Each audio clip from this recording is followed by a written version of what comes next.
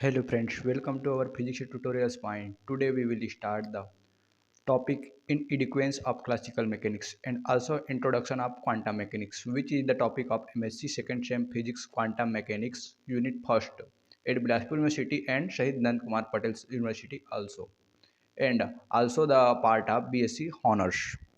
Now, before starting our topic, we will study the introduction part of physics. Let's start. Now, the physics क्या है? Physics is the study of nature and law of nature. प्रकृति के नियमों और उन प्राकृतिक घटनाओं का अध्ययन करना ही हमारा फिजिक्स है। अब फिजिक्स के अंदर आता है mechanics. What is the mechanics? Motion of particle. किसी भी पार्टिकल के मोशन और उसके स्टेट को डिफाइन करने के लिए जो फिजिक्स यूज किया जाता है उसे हम मैकेनिक्स कहते हैं। मैकेनिक्स सबसे पहले मैकेनिक्स का स्टार्ट लगभग हम न्यूटन से मानते हैं, जिन्होंने 3 नियम दिए थे। वो नियम इस प्रकार हैं: inertia, law of inertia, law of force, law of action and reaction. This three law of Newton's was the backbone of the mechanics. Mechanics in Newton, this mechanics is also called the Newtonian mechanics. Newtonian mechanics में थे कुछ limitations थे, जिनकी वजह से हमें और advance mechanics की ज़रूरत पड़ी। वो लिमिटेशंस इस प्रकार थे कि जो न्यूटन्स का फर्स्ट और सेकेंड लॉ था, Newton's law do not hold correct in accelerated and rotatory frame. जो न्यूटन्स के फर्स्ट एंड सेकेंड लॉ था वह सही तरीके से एक्सेलरेटेड और रोटेटरी फ्रेम को सही तरीके से डिफाइन करने में असमर्थ था। एंड सेकेंड लिमिटेशन क्या था? Newton's third law of motion is not correct when a force is acting at a distance become the force and action can not travel faster than light or simultaneously action and reaction are not equal. जो Newton's का third नियम था वह करे action और reaction थे वो not equal थे, मतलब जो एक्शन किया जाता था उतना ही इक्वल उसी टाइम पे रिएक्शन फोर्स नहीं मिलता था। इस प्रकार से न्यूटन्स के लॉ के कुछ लिमिटेशंस है, जिसके बाद जो है लैग्रांजियन और हैमिल्टोनियन मैकेनिक्स का डेवलप हुआ। जो लैग्रांजियन मैकेनिक्स उसे हम इस प्रकार से डिफाइन करते हैं: Lagrangian L is equal to T minus B, where T क्या है? काइनेटिक एनर्जी एंड भी क्या है? Potential energy. और जो लैग्रांजियन इक्वेशन ऑफ मोशन था उसे इस प्रकार से लिखा जाता है: d by d t into del L divided by del q k dot is minus dough L divided by del q k is equal to zero.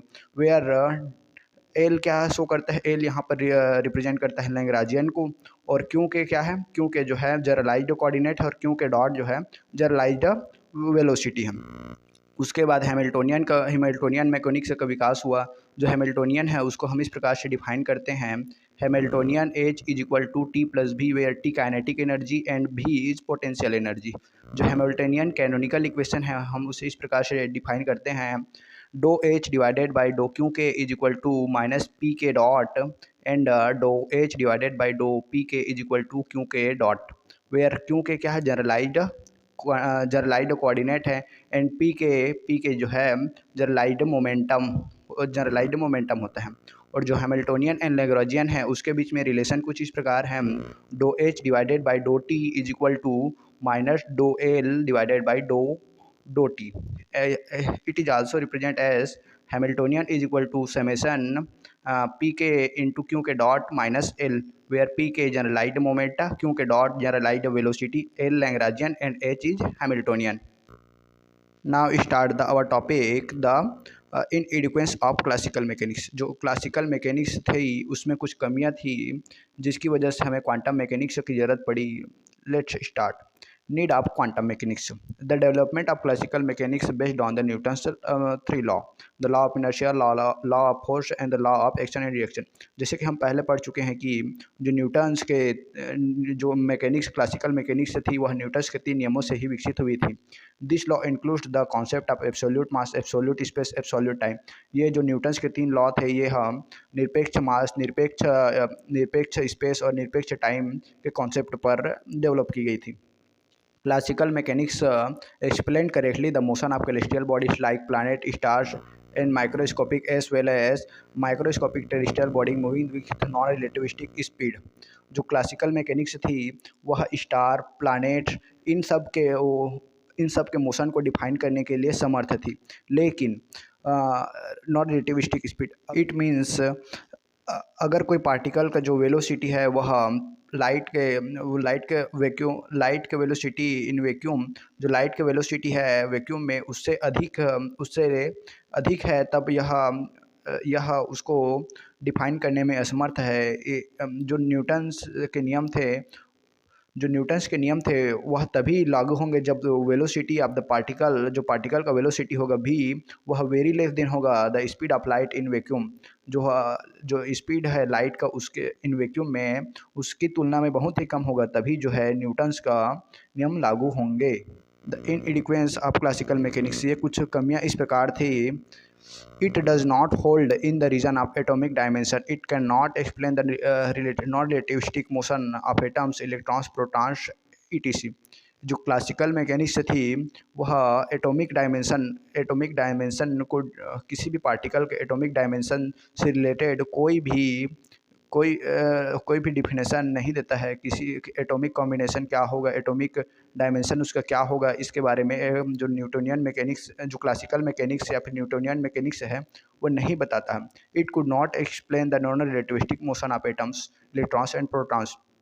ये क्लासिकल जो मैकेनिक्स हैं वह द एटम्स के मोशन, इलेक्ट्रॉन्स एंड प्रोटॉन्स के motion के बारे में कोई भी प्रमाण प्रस्तुत नहीं करता है। It could not explain the stability of atom, यह जो एटम्स है उसके स्टेबिलिटी के बारे में भी कोई बात नहीं करता है। It could not explain observed spectrum of black body radiation, जो ब्लैक बॉडी रेडिएशन को स्पेक्ट्रम कुछ जो एक्सपेरिमेंट के थ्रू ऑब्जर्व किया गया है उसके बारे में भी ये जो न्यूटोनियन मैकेनिक्स है वो कुछ भी नहीं बताता है। It could not explain the observe variation of specific heat of metals and gases, जो क्लासिकल मैकेनिक्स है वह स्पेसिफिक हीट ऑफ मेटल और गैसेस, जो विशिष्ट ऊष्मा, जो मेटल्स और गैसेस की विशिष्ट ऊष्मा है उसमें क्या जो वेरिएशन होता है उसके बारे में भी कोई एक्सप्लेनेशन नहीं देता है। It could not explain the origin of discrete spectra of atoms since according to the classical mechanics to energy change always continuous. जो क्लासिकल मैकेनिक्स है वह बोलता है कि जो एनर्जी में चेंज होता है वह कंटिन्यूअस होता है। अगर वो यह कंटिन्यूअस होता है तो जो डिस्क्रीट स्पेक्ट्रा ऑफ एटम्स, जो एटम के जो विविक्त स्पेक्ट्रम स्तर है उसके बारे में भी यह कुछ एक्सप्लेनेशन नहीं देता है। In addition to this, classical mechanics could not explain a large number of observed phenomena like photoelectric effect, Compton's effect and Raman effect। जो क्लासिकल मैकेनिक्स है वह बहुत सारे ऑब्जर्व्ड फिनोमिना जो लैब में प्रयोग किया गया है उसके बारे में, जैसे कि photoelectric effect, Compton effect, Raman effect, इन सब के बारे में भी कोई बात नहीं करता। इसलिए क्लासिकल मैकेनिक्स इन सभी जगहों में फैल होता है। इसके the inadequacy of classical mechanics led to be the development of quantum mechanics. इन सभी कारणों से क्लासिकल मैकेनिक्स फैल होता है और इसी वजह से the development of quantum mechanics, जो क्वांटम मैकेनिक्स के डेवलपमेंट की हमें ज़रूरत पड़ती है। Now let's start the introduction of quantum mechanics. According to the quantum mechanics, energy changes are not continuous but discrete। जो क्वांटम मैकेनिक्स है वह कहता है कि जो एनर्जी में चेंज होता है वह कंटिन्यूस सतत नहीं होता है बल्कि डिस्क्रीट विविक्त फॉर्म में होता है। The absorption and the emission of energy in atoms, the absorption and the emission of energy in atoms is in the bundle of energy H new. जो किसी भी एटम में है उसमें एनर्जी का इमिशन, उत्सर्जन और जो अवशोषण है वह बंडल्स के फॉर्म में होता है जिसकी एनर्जी एच न्यू होती है। जो एच क्या है यहाँ पर, where h nu is a frequency and H is a Planck constant.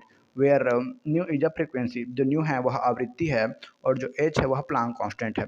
But the aid of this hypothesis Planck was able to explain the law of distribution of energy in the spectrum of black body. इसी concept के through जो Planck's थे वह black body के spectrum को define करने में समर्थ हुए। This theory was given by Planck's in his historical paper titled Theory of Law of Distribution of Energy in a Normal Spectrum। इसी सिद्धांत के आधार पर जो प्लांक्स थे इन्होंने अपने हिस्टोरिकल पेपर जो टाइटल थे उस पर इस नियम को दिया। वो टाइटल क्या था उस हिस्टोरिकल पेपर का? The theory of law of distribution of energy in the normal spectra. ठीक है, presented before the Berlin Academy of Science in this day December 14, 1900। This day in fact may be considered as the birthday of quantum mechanics. जो जिस दिन Planck's ने इस historical paper को अपनी theory को हिस्टोरिकल पेपर में दिया, उसी दिन को ही हम द क्वांटम मैकेनिक्स का बर्थडे भी कहते हैं। Quantum mechanics is able to explain the stability of atoms, observed spectrum of black body radiation, phenomena of photoelectric effect, Compton effect, theory of alpha decay, existence of magnetic momentum, etc. जो quantum mechanics है वह atom के stability को, black body के spectrum को, photo electric effect को, quantum effect को, theory of alpha decay के जो कॉन्सेप्ट है उसको, अब मैग्नेटिक मोमेंटम का जो एग्जिस्टेंस है, उन सभी को डिफाइन करने में समर्थ है। Thanks you for watching. For more videos of MSc physics with detail explanation and exam notes, please like share subscribe and press the bell icon. Thanks you for watching.